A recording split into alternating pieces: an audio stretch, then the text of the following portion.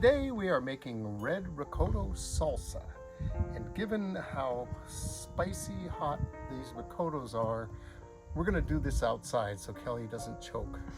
I might still. She might still, but you know.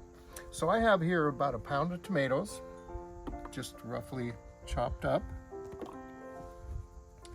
These are nice greenhouse tomatoes. And I have 2 red ricottas that I've cut into quarters. Now I know a couple of our subscribers have ricotta plants, and here's another. This is another great use. I was skeptical at first, but I've made this before, and it comes out just tremendous. So I'm gonna wait. And I also have about 3/4 of a large red onion,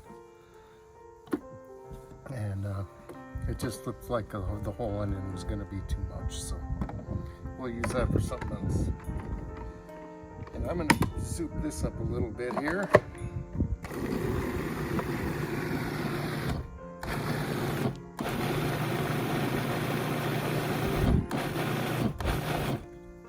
And then we're going to add to this a teaspoon of sugar.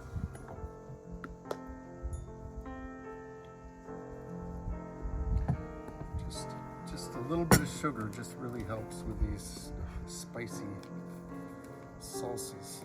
And this one is indeed quite spicy. Half a teaspoon of salt, as in like Kelly won't eat it. Yeah, that's okay. I make one that she will eat. The pico de gallo. If I make it mild enough, she's okay with it. Oh no, I really thought these lemons felt like little rocks. I didn't think they were going to have much juice. You mean limes? Limes, yes. But, so the juice of 2 limes.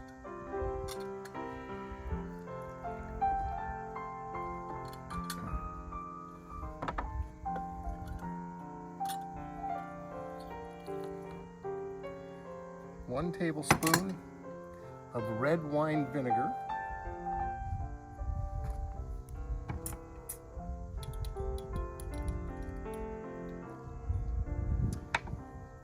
And my secret salsa ingredient, 1 ounce of Blanco tequila.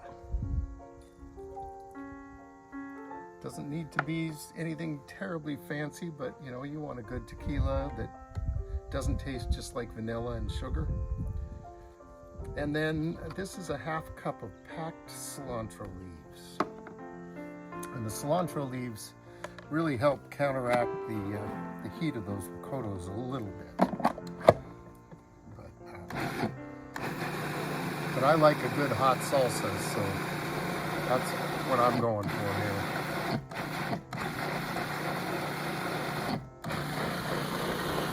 And our company today enjoys it as well. Well, half of our company. And there you have it. Red ricotta salsa. Should have brought a chip out here, I guess.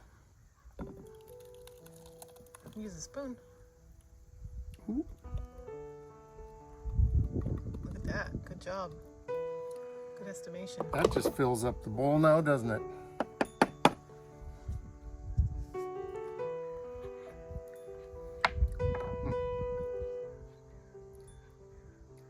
Oh, that is so good. It's really spicy. This is going to be great on a corn chip. I'd put it on my taco. It's really got some heat. So, thanks for watching 2 Cooks in the Kitchen. Subscribe to our channel for more of these foolish ideas, and we'll see you next time.